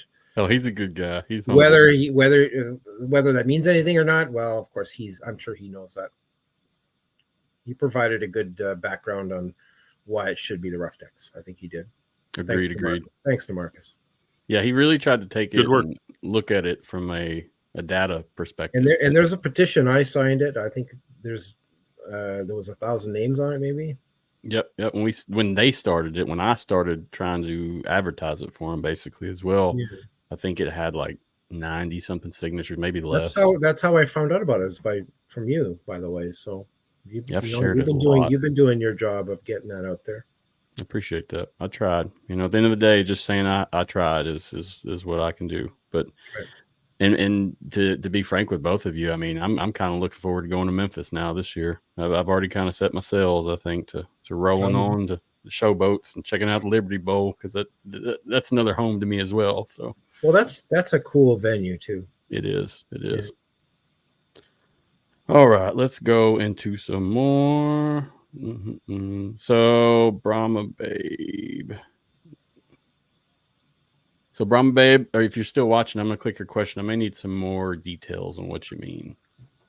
Has that gone to the wayside, pulling from the NFL because of these mini and super drafts and other stuff? So I believe she was referring to when we were discussing when they are picking up free agents or whatever they want to call it, or unprotected players, the minimum spots that they had available for these guys from the NFL. Well, right. It just comes down to, is the math that we're putting together, is that the roster for camp, or is there an extra 5, an extra 10 for those people, practice squad, guys decide not to sign NFL features deal, right? So, I mean, again, details until the league shares it with us. We don't know if that's really just limited, because it is a heck of a pool. You know, you are literally cutting one entire league out by only having 8 teams. Again, if what we see, the information that's time and time again confirming one way or another, I mean, it's, I don't know, maybe they're just worried about getting through this year. I think it'd be odd, because that's too much talent, like the higher end talent that you would not take advantage of to make sure you have the best league possible. There could be, if you think about it, these teams are going to be distilled. So they're going to be stronger because they're distilling 2 leagues into one. The best players are going to end up on the 8 teams. And then Brahma Babe is right. They will look at those NFL cuts and they will they'll call up some of those guys. Because why? Because they're good. So they're going to want to, every one of these teams, these 8 teams in the new league, are going to want the best team possible. Of course they do. That's always what they do. So they're going to have fun time putting together teams this year, because they're going to have lots of players. Yep. We should see some good football. There's no doubt. We should see some good football, yeah. I just hope that we don't have 2 stacked teams that kicks everybody's ass, and then nobody wants that. Kind of get bored, throughout the season. A couple stacked teams that win all their games, and then one team that just hires a quarterback 3 games left in the season and wins it all. Oh, we just did that. That was good, though. Luis Perez, what a hero that guy is. I mean, come on. Yeah, he's a stud for sure. Yeah, he doesn't say much, but when he does all his talking on the field. Agreed. Yeah. So Brahma Babe had another question. She said, how's the vibe in O-Town with the Guardians fans, Mike? Well, I was part of launching the Neon Green Mafia show, and that's on hiatus for a reason, because it's not good. And it's not just information driven and the lack thereof, but yeah, I think it's pretty obvious. I mean, it's sad that people organize a tailgate for a showcase and starting to grow something, and it just kind of gets a point where, this is where speculation probably didn't help too much, and it's where, that's what a lot of people start to hang their hat on. And I'm not blaming anybody. It is tough to try to do something and remain positive. And that's, no one wants a show coming out just to be negative. And maybe some people do enjoy that. I don't think a fan base that's wondering how their team is going to fare in a merger, I don't think those are the people that want to hear that type of stuff. So, unfortunately, it doesn't look good. I think the fans they'll say, okay, fool me once, shame on you, fool me twice, shame on me. Seattle, same thing. Seattle, their loser team. I noticed that they put 2 on their roster tonight on the transactions page, but that team's gone. A lot of fans there. And I mean, so the XFL-USFL merged is basically saying, yeah, Seattle, you don't matter. And they're saying it to Roughneck fans too, by the way. I think we already covered that. And then Orlando, right? They're just saying, yeah, you guys don't matter. Well, if they go back, let's say they go back to Orlando next year, what will happen, Mike? Will the fans come back? Well, I think that's a big problem they had this year. I think it is having it in 2001, losing the rage. Orlando. One season, right? Yeah. And then in 2019, right? They go to Tampa. 2019, you had a team, you lose it, but then, 2020, you had Tampa, 5 games, right? Just if you look at the market, right? Not just Orlando, but you just they've never had a team more than one season. So here you are, the Guardians, are back here in 2023. And if they do not make it, right, as everything indicates it's not going to happen, how do you expect people to keep turning out? There's a reason. In 2001, you look at what the Rage average, doesn't matter if it was heavy in the earlier games and it dwindled off, but their average was ridiculous. Was it 20, 30, almost 30,000 people, whatever? Well, look at AAF. They started looking pretty good, right? But after a while, it's no different than looking at San Antonio.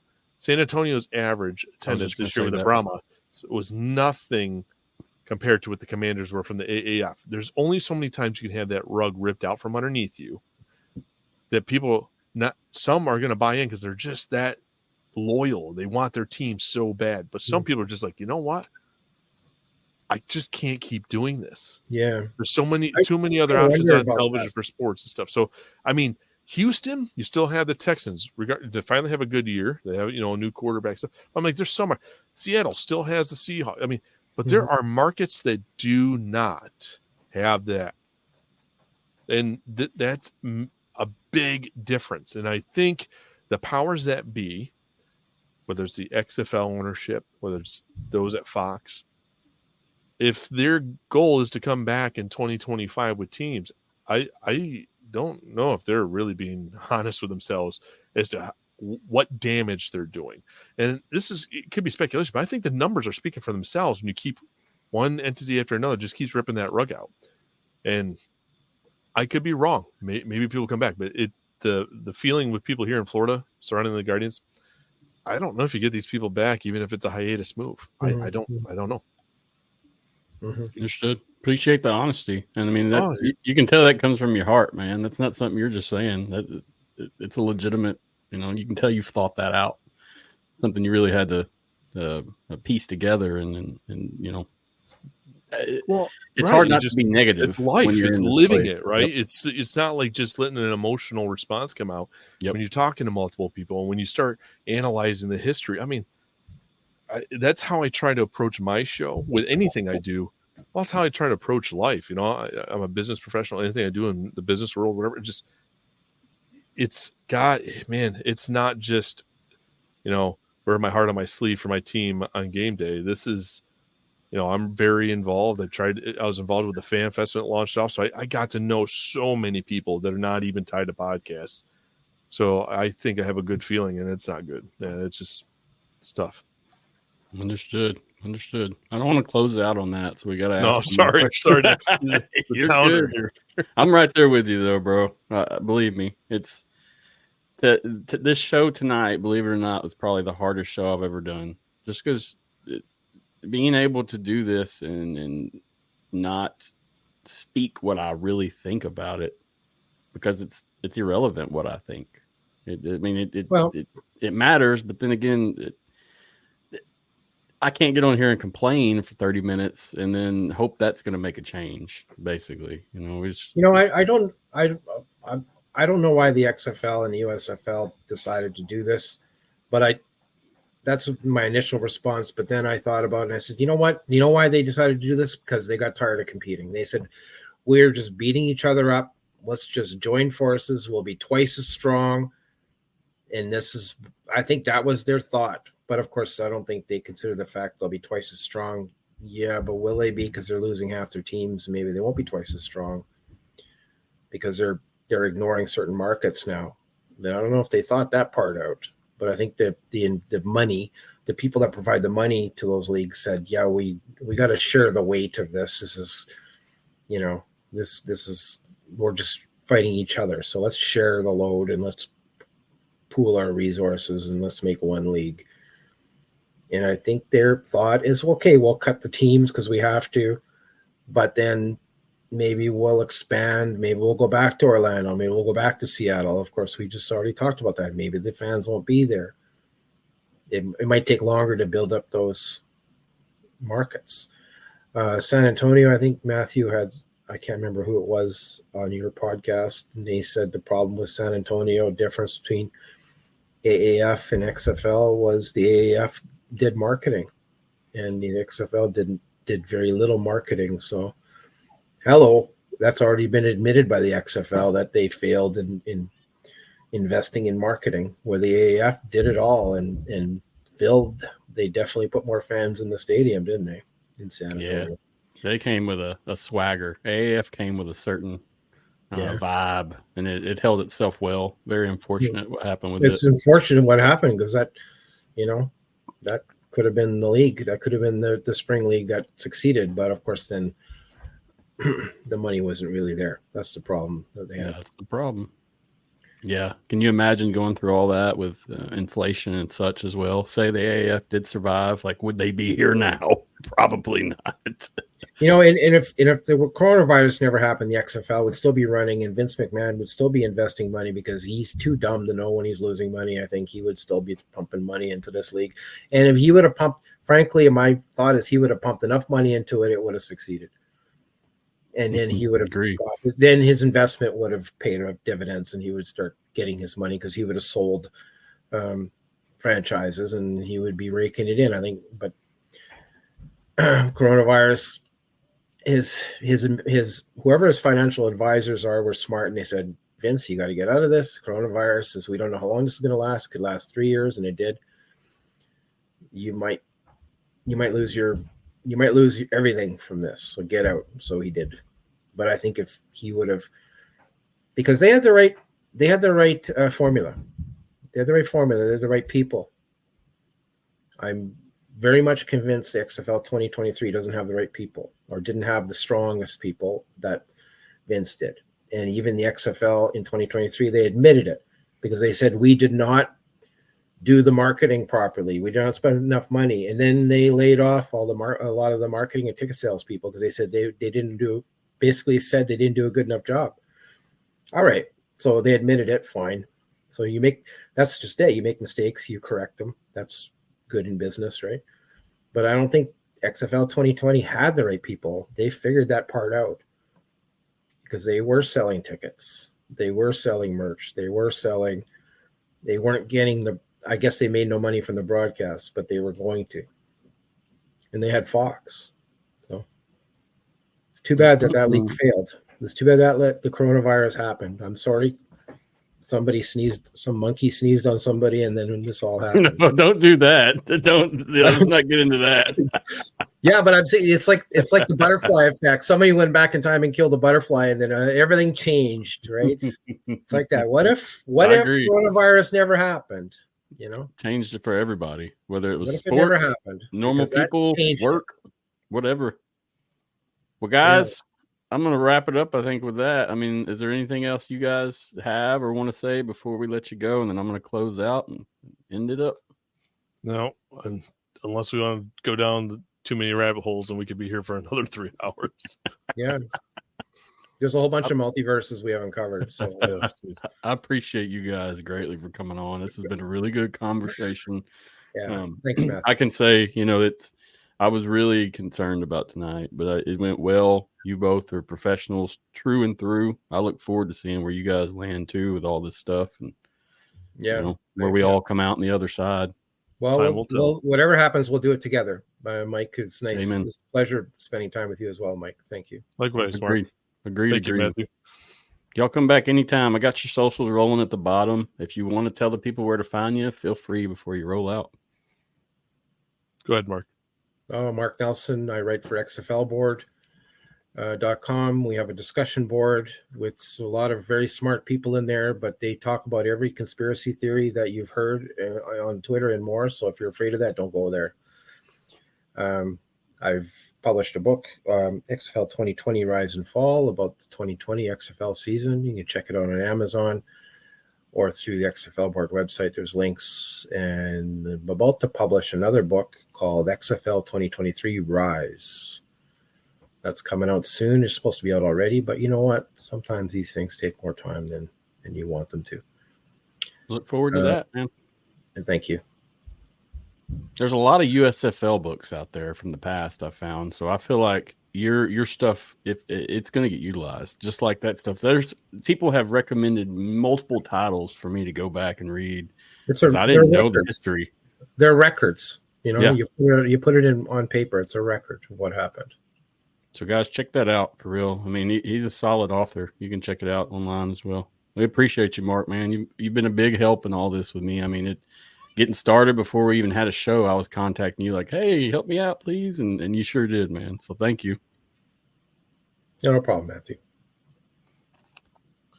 Well, as far as me, Player 54 podcast on any social media platform essentially out there, and we're on all the podcast platforms, just not a video cast yet. So maybe in due time. We'll have to see what happens with this new endeavor. Understood. You're always welcome to come back, Michael, man. If you feel like I told you in the past, if you're watching a show, even if you feel like you got some good comments, shoot me a message. I'll send you an invite. Unless it's a featured guest that I'm interviewing on their past or history, you're always welcome. Same for you, Mark. Always welcome, guys. Much as possible. Thank you. Thank you, Matthew. Appreciate you guys greatly. And a question for both of you before we get off the air. Any clue on expansion, rebranding? Is there anything you want to give away regarding any of that in each of your own lanes? And you talk about our websites or our podcast? Website, podcast. Yep. Up both. in the air. I have an issue because XFL board has been around since the year 2000. So, do I just rebrand it to whatever the new league is? I don't know. Understood. XFL is the brand for me for that website. So I don't know what to do. Maybe have a dual branding on it, but I think if the XFL gives up its brand of XFL somewhere down the road, years from now, there'll be another XFL. Because it's like I saw it happen after XFL 2001 failed. It's like, oh, that's it for the XFL, but I kept the website and like, okay, it's an archive. And then all of a sudden, Mike Mitchell contacted me one day. He said, did you hear that XFL is coming back? And I'm like, yeah, I think you're joking. And then first of all, I said, is this Mike Mitchell from 2001? Oh, he's like, someone's scamming me. But no, it's true. And Vince McMahon was like thinking about bringing it back. And he did. Big surprise. So you don't know what's going to happen. So the brand has to stay. I think it has to be around, but we'll wait. I don't know. What are you planning on doing, Mike? I've had ideas to go into video cast. Everything's just on pause. You just got to see how everything plays out. Well, you rebranded once, so you could. Well, that's the tough part, right? Do I stay where I'm at, and does the Player 54 thing resonate with whatever this new league ends up being? I don't know. Like, do I rebrand again? Like, just put it on pause, operate business as usual until figure out what the league really looks like. How's it really going to be, and then go from there. So I think your answer, Matthew, is neither one of us are jumping to anything. I'm glad to hear that, honestly, because the brands you're authentic. So the fact that you're really having to think about this shows your authenticity. My thing is if we're not going to have XFL, I've got to change to something to cover this new league. Right. Well, I think I told you without spilling the beans. I think you told me you were planning on branching out and covering more than just XFL, USFL. You didn't want to pigeonhole yourself. So yeah, we got some stuff in the works, and I should this week, our show on the 30th, I'm going to present everything, and you should be looking at some official changes very, very soon our way in total. We'll watch that. So watch the show on the 30th then. Yeah, looking forward to it. Thank you, guys. I appreciate that, and all the support along the way. It's great, and I know you two are great folks to contact anytime, just on any conversation.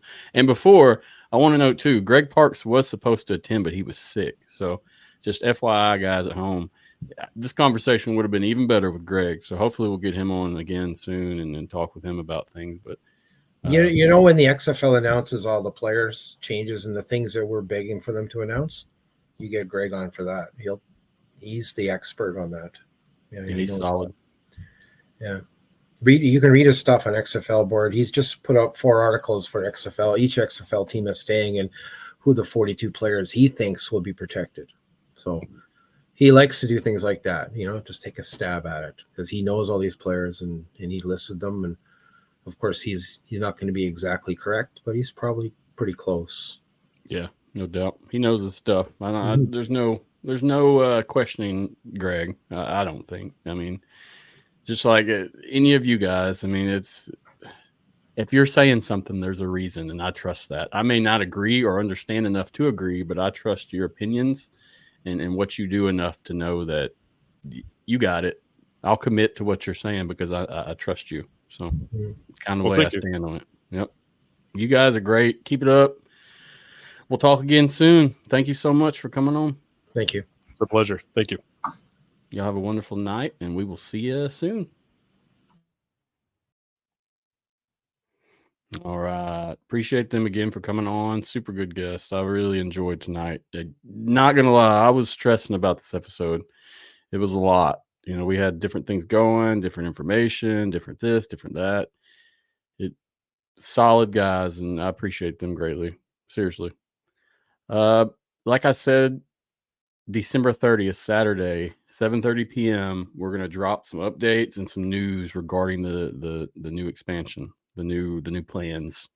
It's been in the works for a little while now, and it's just proved to be so much more than I thought, which is okay. But just like the podcast, you know, kind of got to grow with the growing pains. You got to go as you go and get better in time. So look forward to getting that out to everyone. I'm super excited. Brahma Babe should be here to help me as well. So we're going to talk and you'll get to know her a little bit. And then I'm going to introduce everybody to the new brand and get it going. Appreciate you watching, listening, following. Thank you so much. Do me a favor, hit that like button. That's an issue right now. We're getting a ton of views on certain podcasts, but we're not getting many likes. So give me a like, give me a follow. A little more to go. Like I said, this brand's going to be changing soon. The XFL Insider Podcast will still be around, though. I'm not canning the show itself, you know, but things have to change. We've evolved. Appreciate everyone that's helps along the way with the podcast. We've got a lot of contributors, more guys and girls that have hopped on board as we went. And they all provide their own kind of view of things, projects, content, whatever. So appreciate everyone along the way. It's been great. I hope everyone had a Merry Christmas. Have a Happy New Year if you don't see me again on the 30th. And I look forward to keeping on. Hopefully we get some official news soon, y'all. Just be patient. Stay with us. Don't get all toxic. Don't listen to some crap. You know, you can gather your own opinions from your own research. If you don't want to, you don't have to listen to us even. All these links that we talked about, I'll have in the show notes. You can go through and view all this on your own and gather your own like hypothesis of what's occurring right now. But I appreciate it. Thanks again for watching. Thanks for following. I will see you all again very, very soon. And it's been a pleasure. Thank you.